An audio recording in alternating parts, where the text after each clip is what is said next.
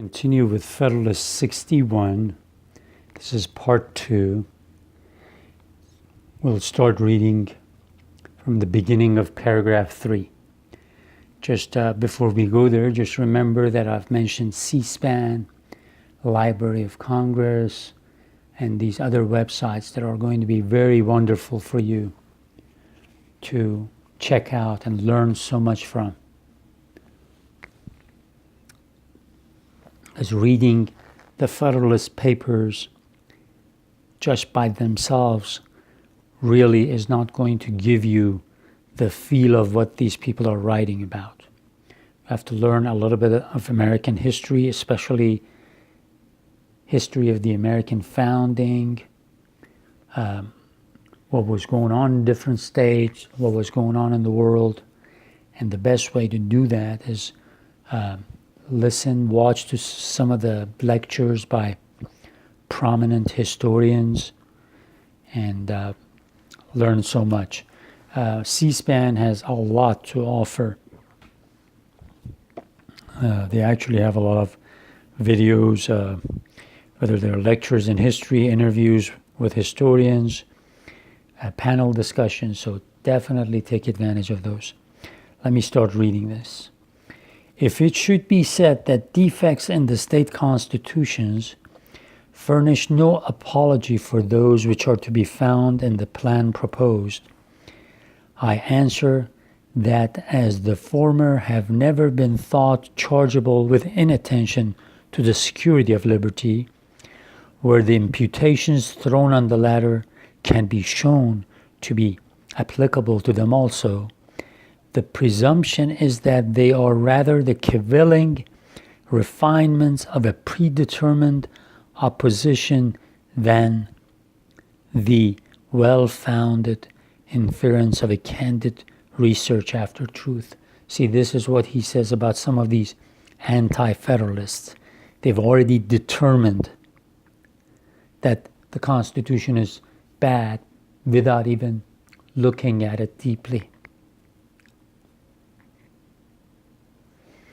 To those who are disposed to consider as innocent omissions in the state commission, to those who are disposed to consider as innocent omissions in the state constitution what they regard as unpardonable blemishes in the plan of the convention.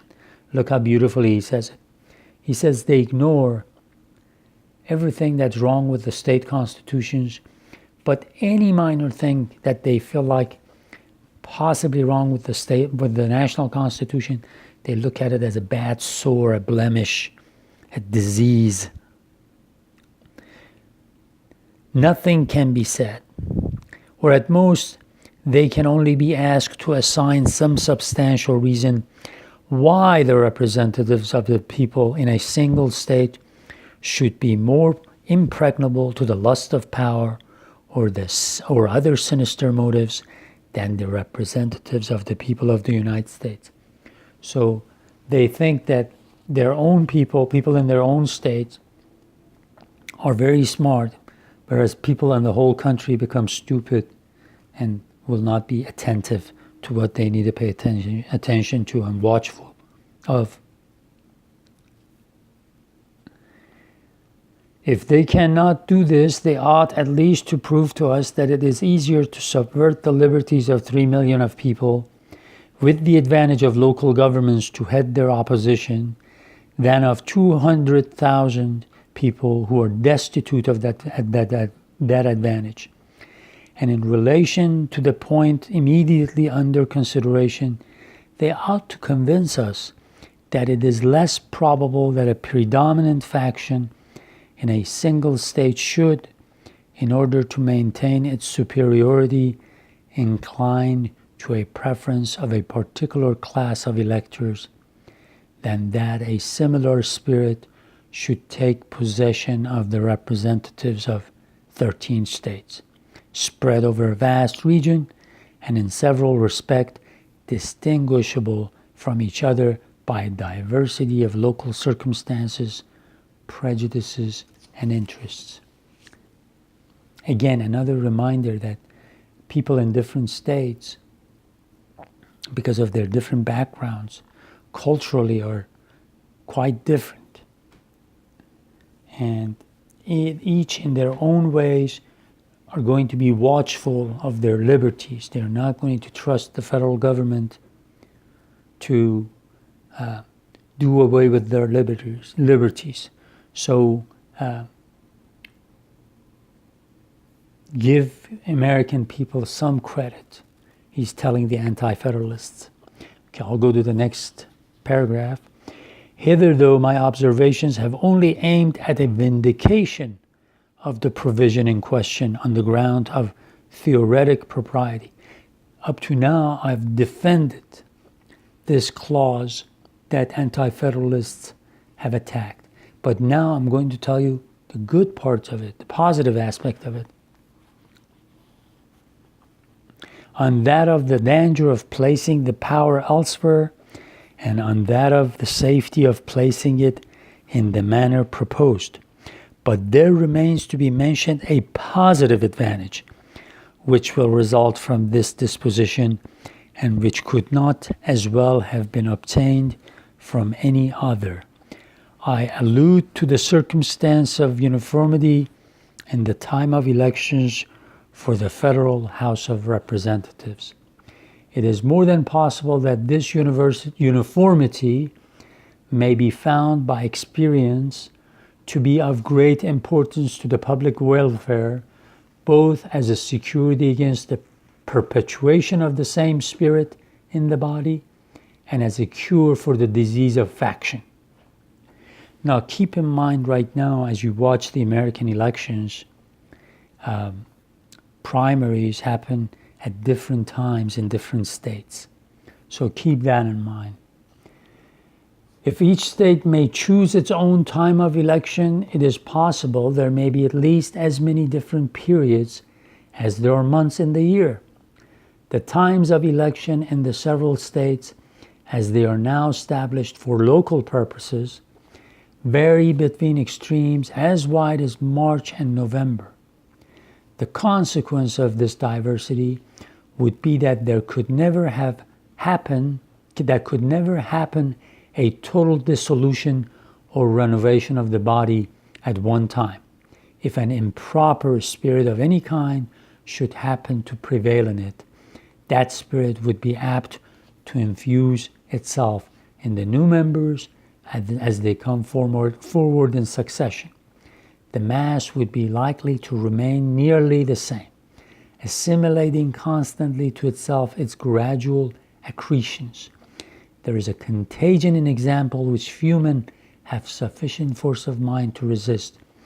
I am inclined to think that to treble the duration in office with the condition of total dissolution of the body at the same time might be less formidable to liberty than 1/3 of that duration subject to gradual and successive alterations.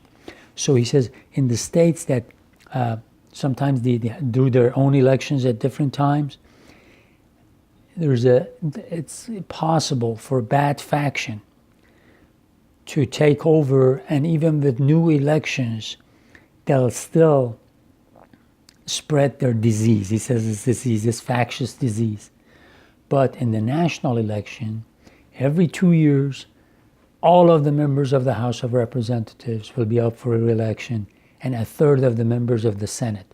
So if there's a faction, you can kick them out and keep the body healthy, keep it pure and clean, keep it uncontaminated. The next paragraph, uniformity in the time of elections seem not less requisite for executing the idea of a regular rotation in the Senate and for conveniently assembling the legislature at a stated period in each year. The last paragraph, it may be asked, why then could not a time have been fixed in the Constitution? As the most zealous adversaries of the plan of the convention in this state are, in general, not less zealous admirers of the Constitution of the state, the question may be retorted, and it may be asked, why was not a time for the like purpose fixed in the Constitution of this state, state of New York, No better answer can be given than that it was a matter which might safely be entrusted to legislative discretion, and that if a time had been appointed, it might, upon experiment, have been found less convenient than some other time.